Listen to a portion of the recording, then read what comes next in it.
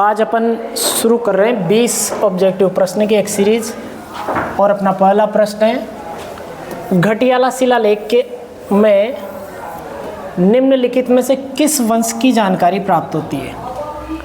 Option है हमारे लिए गुहिलोत वंश की, कछवा वंश की, सिसोदिया वंश की और मंडोर के प्रतिहार वंश की।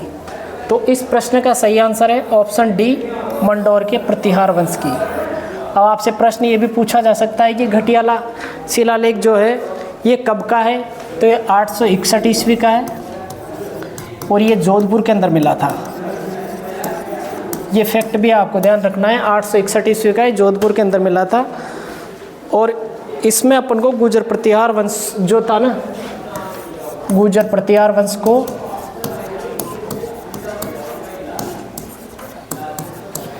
गुर्जर प्रतिहारों को वत्स गोत्रीय ब्राह्मण बताया गया था इसमें।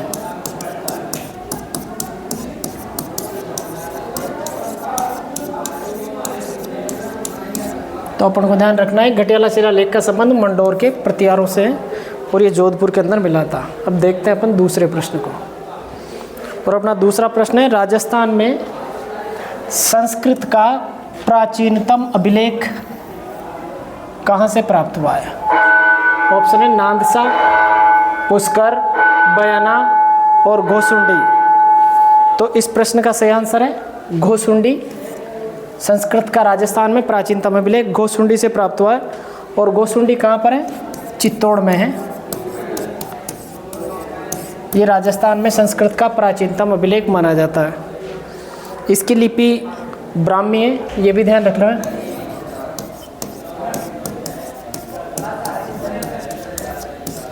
लिपि इसकी ब्राह्मी है।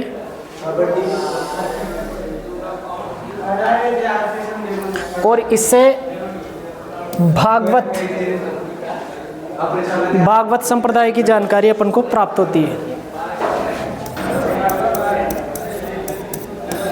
भागवत या वैष्णव संप्रदाय की जानकारी अपन को प्राप्त होती है।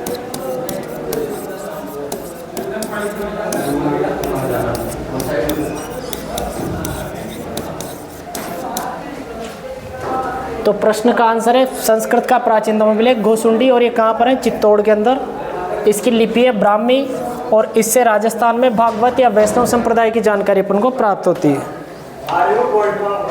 अगला प्रश्न है अपने लिए, मानमोरी शिलालेख राजस्थान के किस क्षेत्र से संबंधित है?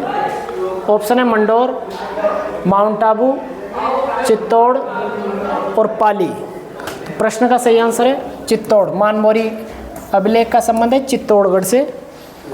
और ये मानमोरी अभिलेख 713 ईस्वी का है, चित्तौड़ के अंदर मिला है अपन को। और ये मौर्य वंश से संबंधित है। मौर्य वंश की जानकारी अपन को देता है, मौर्य वंश से संबंधित है।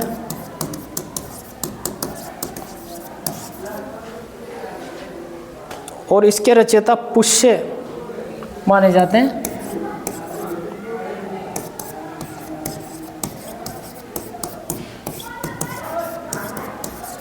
पुष्य नामक व्यक्ति को इसका रचयिता माना जाता है। और इसके अनुसार चित्तौड़गढ़ के किले का निर्माण जो है वो चित्रांगद मौर्य ने करवाया था। चित्तौड़गढ़ दुर्ग का निर्माण चित्रांगद मौर्य ने करवाया था।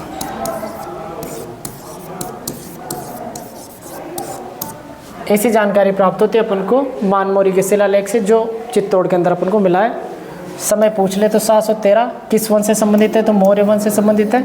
और इसके रचयिता पुष्य है। और इसके अनुसार चित्तौड़गढ़ दुर्ग का निर्माण चित्रांगद मौर्य ने करवाया था। नेक्स्ट प्रश्न है अपने लिए, दस्तूर कोमवार में राजस्थान के किस राज्य से संबंधित जानकारी मिलती है? दस्तूर कोमवार के लिए ऑप्शन है बीकानेर, जयपुर, उदयपुर और कोटा। तो इस प्रश्न का सही आंसर है जयपुर। दस्तूर कोमवार का संबंध जयपुर से माना जाता है। और इसके अंदर क्या है, एक रियासत की यानी कि जयपुर की आय व्यय, भेंट उपहार से संबंधित जानकारी प्राप्त होती है। आय व्यय, भेंट, उपहार आदि चीज़ों की जानकारी अपन को इससे प्राप्त होती है कि जयपुर रियासत के अंदर ये कार्य होते थे। इसके साथ साथ आभूषण वस्त्र वगैरह की भी जानकारी अपन को इससे मिल जाती है। आपको ध्यान रखना है कि दस्तूर कोमवार का संबंध किस रियासत से या किस राज्य से, तो जयपुर आंसर रहेगा। अगला प्रश्न है अपने लिए, नाथ प्रशस्ति राजस्थान की किस रियासत से संबंधित है? नाथ प्रशस्ति राजस्थान की किस रियासत से संबंधित है? इस प्रश्न के गलत होने की सर्वाधिक संभावना है, क्योंकि नाथ संप्रदाय जो था ना मारवाड़ के अंदर आता था वैसे, लेकिन इस प्रश्न का आंसर मारवाड़ नहीं है। ऑप्शन है जयपुर, मेवाड़, जैसलमेर और मारवाड़। इस प्रश्न का सही आंसर है मेवाड़। ऑप्शन बी हमारे प्रश्न का सही आंसर है। नाथ प्रशस्ति का संबंध मेवाड़ से है, मेवाड़ रियासत से संबंधित है। और ये बप्पा रावल और नरवाहन का वर्णन करती है। इसमें अपन को वर्णन मिलता है बप्पा रावल और एक शासक थे नरवाहन, इन दोनों का वर्णन मिलता है। दोनों का नाम ध्यान रखना है। इसके साथ साथ इसकी रचना जो है 971 ईस्वी की मानी जाती है। नाथ प्रशस्ति 921 ईस्वी की, और इस आम्र कवि के द्वारा इसकी रचना की गई थी। ये अपन को ध्यान रखना है। अगला प्रश्न अपन देखते हैं, छठा प्रश्न अपने लिए, राजस्थान में निम्न में से किस गणतांत्रिक जनजाति के सर्वाधिक सिक्के मिले हैं? गणतांत्रिक जनजाति के सर्वाधिक सिक्के मिले हैं। ऑप्शन है योधे, मालव, अर्जुनायन और राजनेय। तो इस प्रश्न का सही आंसर है मालव, ऑप्शन बी। इससे गणतांत्रिक का मतलब होता है जहाँ का राजा वंशानुगत ना होकर के निर्वाचित होता है। और इसके सिक्के मिले अपन को मालव जनपद के। मालव जनपद जो है जयपुर और टोंक में फैला हुआ था। इन दो जिलों के अंदर मालव जनपद फैला हुआ था और इसकी राजधानी टोंक थी। मालव जनपद की राजधानी टोंक थी, ये भी ध्यान रखना है। टोंक के अंदर भी एक जगह है खास तौर से रेड, जिसको भारत का टाटा नगर कहा जाता है।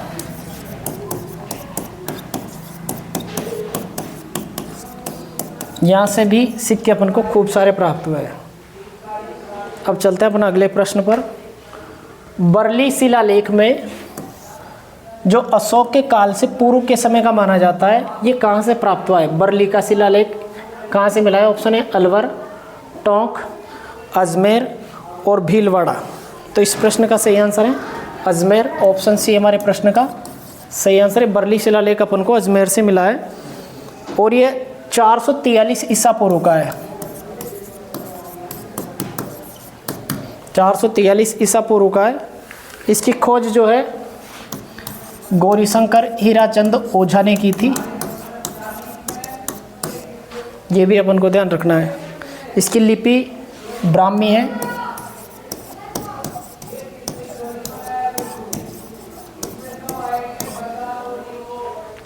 चलो अब अगले प्रश्न को देखते हैं अपन।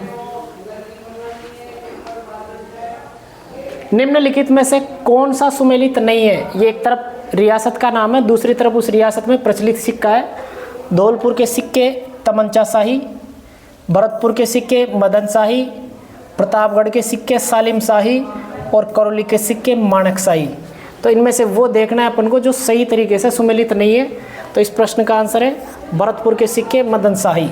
ये गलत है, भरतपुर के सिक्के मदन शाही नहीं हुआ करते थे, बल्कि मदन शाही जो सिक्के थे ये झालावाड़ के अंदर प्रचलित है।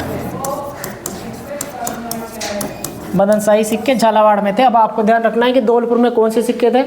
तमंचा शाही और सालिम शाही सिक्के प्रतापगढ़ के अंदर, माणक शाही सिक्के करौली के अंदर और मदन शाही झालावाड़ के अंदर थे। अगले प्रश्न की तरफ बढ़ते हैं अपन। अगला प्रश्न है बर्ली स्टोन एपिग्राफ जो शिलालेख है वो चिन्हित किया गया है, यानी कि किस लिपि के अंदर वो लिखा गया है? ब्राह्मी, खरोष्टी, प्राकृत और संस्कृत। इसमें से प्रश्न का आंसर है ब्राह्मी लिपि, option A. Barley stone epigraph जो है ब्राह्मी लिपि के अंदर लिखा गया है। और ये 443 ईसा पूर्व का है। 443 ईसा पूर्व का, ये अजमेर के अंदर मिला है अपन को। तो बर्लिस्टोन एपिग्राफ ब्राह्मी लिपि के अंदर है और 443 ईसा पूर्व का है, अजमेर के अंदर मिला है अपन को। अपना अगला प्रश्न है,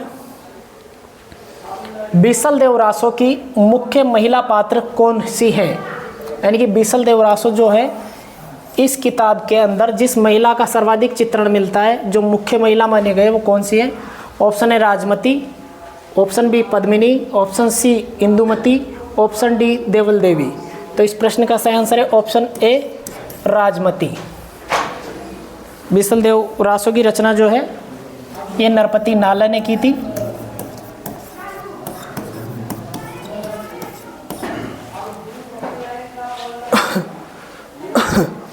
इसमें बीसल देव चौहान, मुख्य रूप से प्रेम कहानी है बीसल देव चौहान और राजमती की।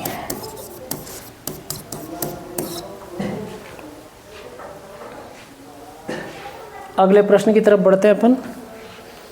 अगला प्रश्न है, राज प्रशस्ति की रचना किसने की थी? ऑप्शन है Kumaril Bhatt, option B Ranchhod Bhatt, option C Mandan, option D Maharana Kumbha. इस प्रश्न का सही आंसर है रणछोड़ भट्ट, ऑप्शन बी। राज प्रशस्ति की रचना किसने करी थी? रणछोड़ भट्ट, और ये 1676 ईस्वी में की गई थी।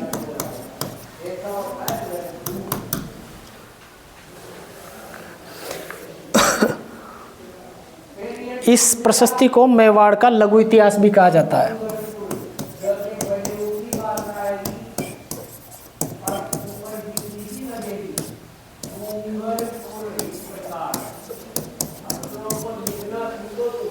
अब चलते हैं अगले प्रश्न पर।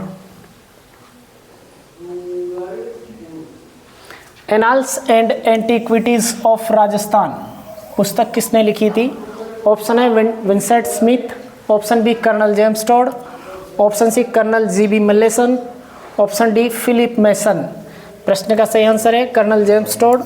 ये पुस्तक 1829 में लिखी गई थी और कर्नल जेम्स टॉड को अपन राजस्थान के इतिहास का जनक भी बोलते हैं।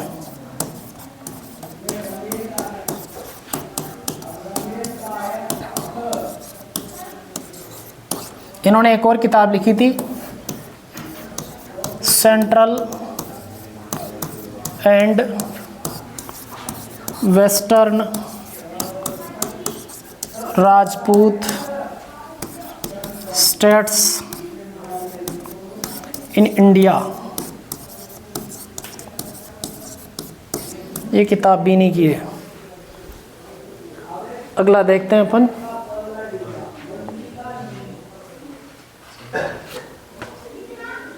निम्नलिखित में से कौन सी रचना चक्रपाणि मिश्र की नहीं है?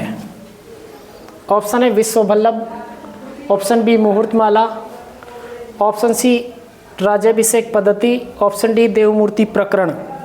तो प्रश्न का सही आंसर है ऑप्शन डी। ये तीन किताबें तो विश्ववल्लभ की मानी जाती है, चक्रपाणि मिश्र की मानी जाती है। विश्ववल्लभ, मुहूर्तमाला और राज्याभिषेक पद्धति। इस विश्ववल्लभ को बहुत सारी बार परीक्षाओं में पूछा जाता है, लेकिन इन दो के बारे में कम पूछा जाता है। देवमूर्ति प्रकरण जो है ये इनकी किताब नहीं है। देवमूर्ति प्रकरण की रचना जो है वो मंडन ने की थी। तो ऑप्शन डी हमारे प्रश्न का सही आंसर है। अगला प्रश्न देखते हैं अपन। वह कौन सा अभिलेख है जिससे ज्ञात होता है कि विग्रहराज ने दिल्ली को अपने अधीन किया था? ऑप्शन है बड़ली शिलालेख, ऑप्शन बी बिजोलिया शिलालेख, ऑप्शन सी नांद शिलालेख, ऑप्शन डी थानवाला शिलालेख। तो इस प्रश्न का सही आंसर है ऑप्शन बी बिजोलिया शिलालेख। ऑप्शन बी हमारे प्रश्न का सही आंसर रहेगा, बिजोलिया शिलालेख। इसमें 1164 में दिल्ली शिलालेख के अनुसार विग्रहराज चतुर्थ ने हिमालय और विंध्याचल के बीच जीत हासिल करी थी, यानी कि दिल्ली पर अधिकार किया था, दिल्ली को जीत लिया था। ये बिजोलिया शिलालेख से प्रतिपादित होता है, ये अपन को ध्यान रखना है। अगला प्रश्न देखते हैं। अकबर की चित्तौड़ विजय के उपरांत मेवाड़ में मुगल शासकों के सिक्के जारी हुए जिन्हें कहा जाता था, यानी कि अकबर ने जब चित्तौड़ को जीता था उसके बाद उसने मुगल शासकों ने यानी कि अकबर ने चित्तौड़ में सिक्के जारी किए थे, उन सिक्कों को क्या कहा जाता था? Option A Chittori, option B दिनार, ऑप्शन सी सिक्का एलची, ऑप्शन डी द्रह्म। ऑप्शन सी हमारे प्रश्न का सही आंसर है सिक्का एलची, उन सिक्कों को नाम उसने दिया था। अगला प्रश्न देखते हैं अपन। ढेंगला, भिंडरिया और नाथ द्वारिया है। ऑप्शन मेवाड़ में प्रचलित तांबे के सिक्के, ऑप्शन बी मेवाड़ की ओढ़नियों के नाम, ऑप्शन सी मेवाड़ की दरी पट्टियों के नाम, ऑप्शन डी मेवाड़ के राजस्व करों के नाम। तो इस प्रश्न का सही आंसर है मेवाड़ में प्रचलित सिक्कों के नाम है तांबे के सिक्के थे, जिनके नाम थे ये ढेंगला, भिंडरिया और नाथ द्वारिया। अगला प्रश्न देखते हैं अपन। डोडियाँ क्या है? ऑप्शन है स्त्रियों का कर्णाभूषण विशेष, यानी ये कान में पहनने का एक आभूषण, ऑप्शन बी ओढ़ने का एक वस्त्र, ऑप्शन सी चादर, ऑप्शन डी जैसलमेर राज्य का एक प्राचीन सिक्का। तो इस प्रश्न का सही आंसर है ऑप्शन डी, जैसलमेर राज्य का प्राचीन सिक्का था डोडिया। अगला प्रश्न देखते हैं। बिजोला शिलालेख किस चौहान नरेश के काल का है? यानी कि बिजोला शिलालेख किस चौहान नरेश के समय लिखा गया था? ऑप्शन है अजयराज, पृथ्वीराज, सोमेश्वर और हरिराज। तो बिजोला शिलालेख जो है सोमेश्वर के समय लिखा गया था, ऑप्शन सी हमारे प्रश्न का सही आंसर है। और 1170 ईस्वी का माना जाता है। अगला प्रश्न देखते हैं। अपराजित के शिलालेख के रचयिता कौन थे? ऑप्शन है सोमदेव, नारायण, दामोदर और गजोदर। तो इस प्रश्न का सही आंसर है दामोदर। अपराजित के शिलालेख के रचयिता कौन है? दामोदर है। ऑप्शन सी हमारे प्रश्न का सही आंसर रहेगा। ये 661 ईस्वी का है और ये उदयपुर के अंदर मिला है। जिले का नाम पूछ ले तो उदयपुर अपन को ध्यान रखना है। लास्ट प्रश्न है। निम्नलिखित में से एकलिंग शिलालेख 1488 ईस्वी का लेखक कौन है?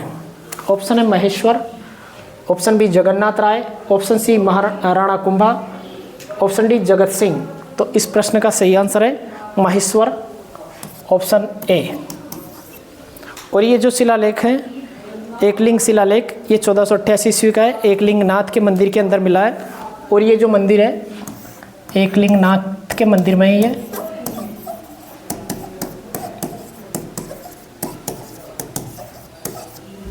और ये उदयपुर के अंदर है। चलो ठीक।